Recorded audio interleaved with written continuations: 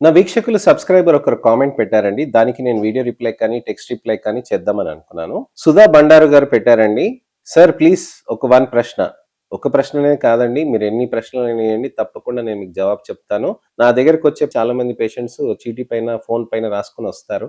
దాంట్లో ప్రతి ప్రశ్నకి నేను జవాబు చెప్పాలని ఆశిస్తూ ఉంటాను. సార్ హెల్త్ ఇష్యూస్ ఉండి మెడిసిన్స్ వాడుతూ ఉంటే లేజర్ ట్రీట్మెంట్ కానీ, పీల్ కానీ చేయించుకుంటే ఏదైనా ప్రమాదమా సార్?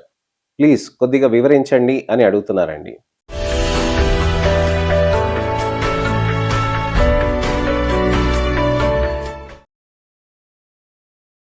సుధా గారు చాలా మంచి ప్రశ్న అడిగారండి. చాలా మందికి ఇలాంటి సందేహాలు ఉంటాయి. లేజర్స్ అంటే ఏదో జరిగిపోతదేమో అని.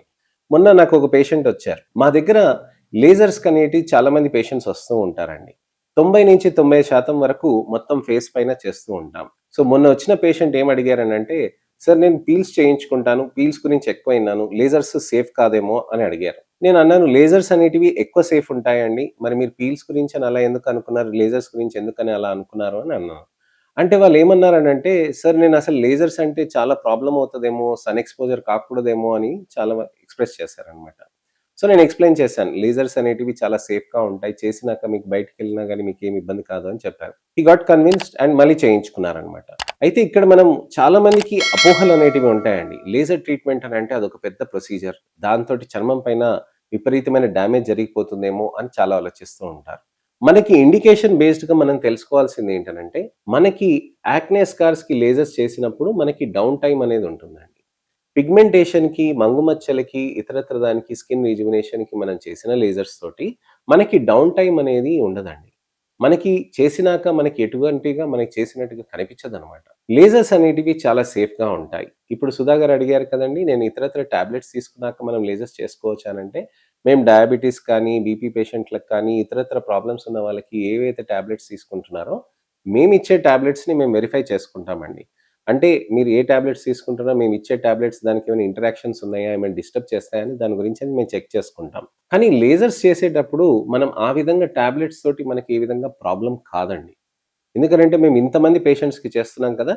డయాబెటిస్ ఉన్నా, బీపీ ఉన్నా, ఎటువంటి ప్రాబ్లమ్స్ ఉన్నా వాటికి టాబ్లెట్స్ ఏవైతే వాడుతున్నారో, దానికి తగ్గట్టుగా మనం లేజర్స్ అనేటివి మార్పులనేటివి ఎక్కువ చేయమండి. లేజర్స్ అనేటివి సేమ్ విధంగా, సేమ్ పారామీటర్స్‌గా మనం చేస్తూ ఉంటాం. సేమ్ సెట్టింగ్స్ తోటే చేస్తూ ఉంటామనమాట. నంబర్ ఆఫ్ సెషన్స్ కూడా మనకు అలానే ఉంటాయి.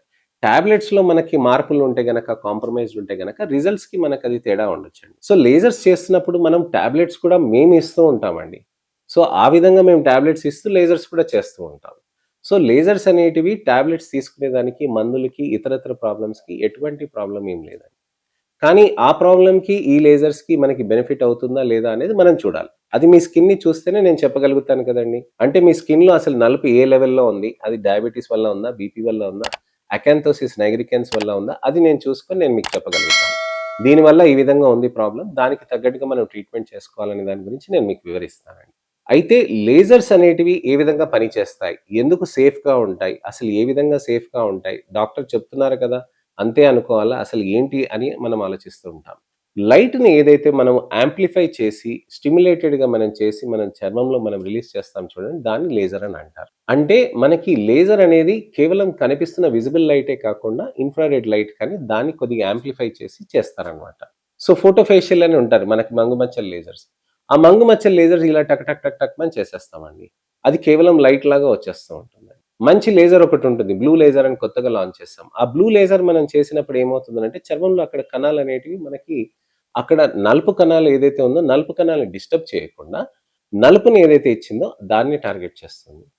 మనకి ఏది కనిపించే విధంగా మనకు చేసేస్తామనమాట. జస్ట్ అలా టక్ టక్ టక్ అని చేసేస్తాం. 5 నిమిషాల్లో అయిపోతుందండి. లేజర్ అంటే మనకొక అరగంట, 20 నిమిషాలు, అరగంట, 45 నిమిషాలు అలా అవుతుందని అనుకుంటారు. కేవలం 5 నిమిషాలే అవుతుందండి. ఇలా టక్ టక్ టక్ టక్ అని చేసేస్తాం. కొంతమందికి 10 నిమిషాలు అలా. అయితే లేజర్ థెరపీస్ అనేవి ఏ విధంగా సేఫ్‌గా ఉంటాయి?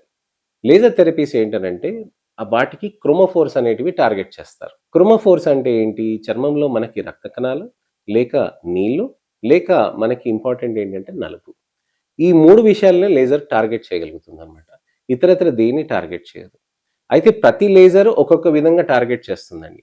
హెయిర్ రిమూవల్ లేజర్ అని ఉంటుంది. మనకి అవాంఛిత రోమాలు అంటారు గదా! ఆడవాళ్ళకి ఈ భాగంలో ఉంటుంది, మూతి పైన ఉంటుంది, ఇక్కడ ఈ భాగంలో ఉంటుంది, చేతి పైన, కాళ్ళ పైన, ఇతరితర ఏరియాస్‌లో ఉంటాయి.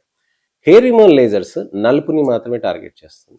ఆ నలుపు ఏ విధంగా టార్గెట్ చేస్తుంది? టెక్నాలజీని మార్చి ఏం చేశారనంటే చర్మంలో ఉన్న నలుపు కాకుండా జుట్టులో ఉన్న నలుపుని మాత్రమే టార్గెట్ చేస్తుంది.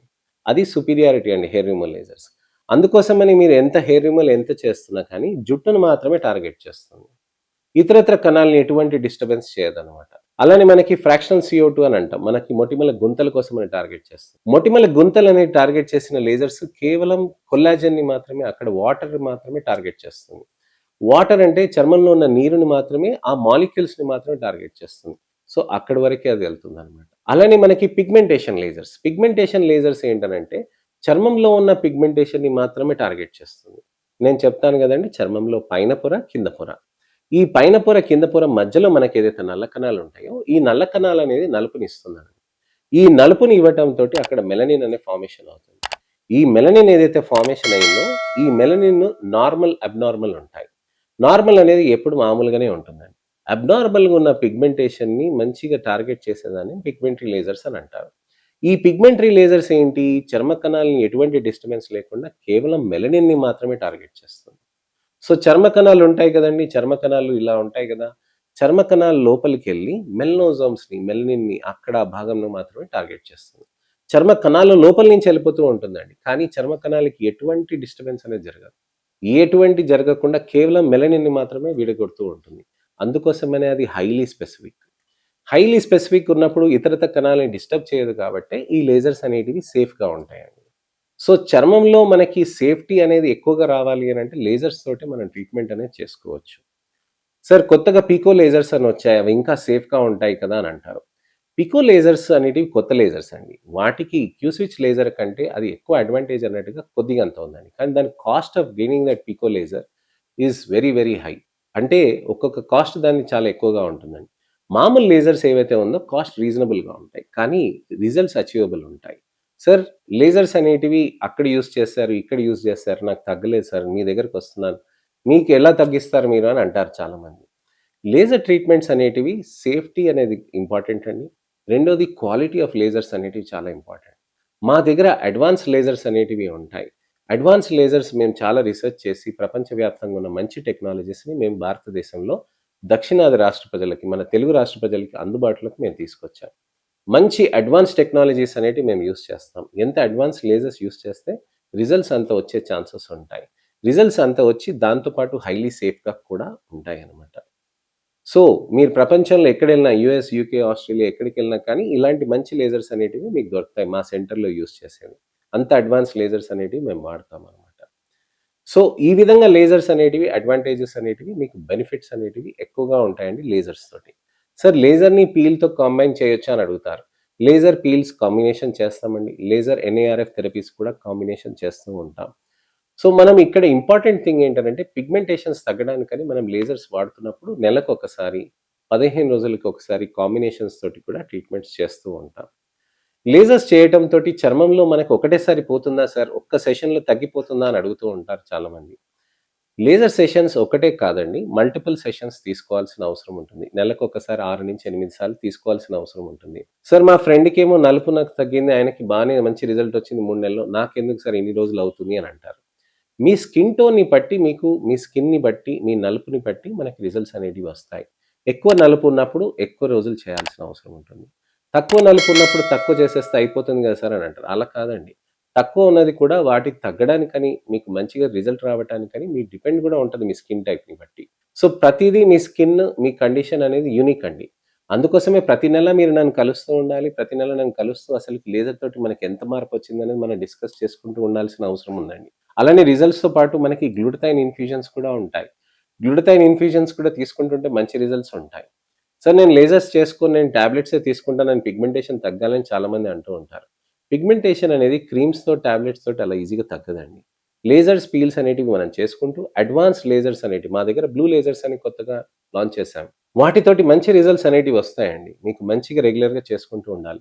లేజర్స్ చేస్తున్న దానికి మనకి మందులు, సన్ స్క్రీన్, మాయిశ్చరైజర్, సీరమ్స్ అలానే టాబ్లెట్స్ అనేటివి సపోర్ట్ చేస్తాయి. మనకి మందులు తీసుకునే దానికి లేజర్ సపోర్ట్ చేస్తుందని కాదు. లేజర్ పీల్స్ తీసుకునే దానికి ఇవి సపోర్ట్ చేస్తాయన్నమాట. సో, ఈ విధంగా పని చేస్తాయన్నమాట లేజర్స్. సార్ పిగ్మెంటేషన్‌కి మరి మంచిగా చేసుకోవచ్చా అనంటే తప్పకుండా చేసుకోవచ్చండి. సో, ఇది విషయం అండి. లేజర్స్ సేఫా? కాదా? ఏ విధంగా ఉంటాయి? అనే దాని గురించి నేను మీకు వివరించాను.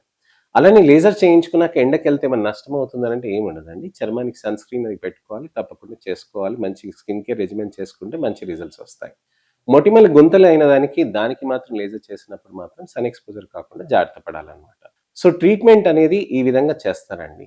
మీకు ఇంకేమైనా లేజర్స్ గురించి అపోహలు కానీ, భయాలు కానీ, సందేహాలు కానీ, ప్రశ్నలు కానీ ఉన్నాయనంటే ఇలా కామెంట్ మీరు పెడితే దానికి తగ్గట్టుగా నేను మీకు వీడియో రిప్లై కానీ, టెక్స్ట్ రిప్లై కానీ చేస్తాను.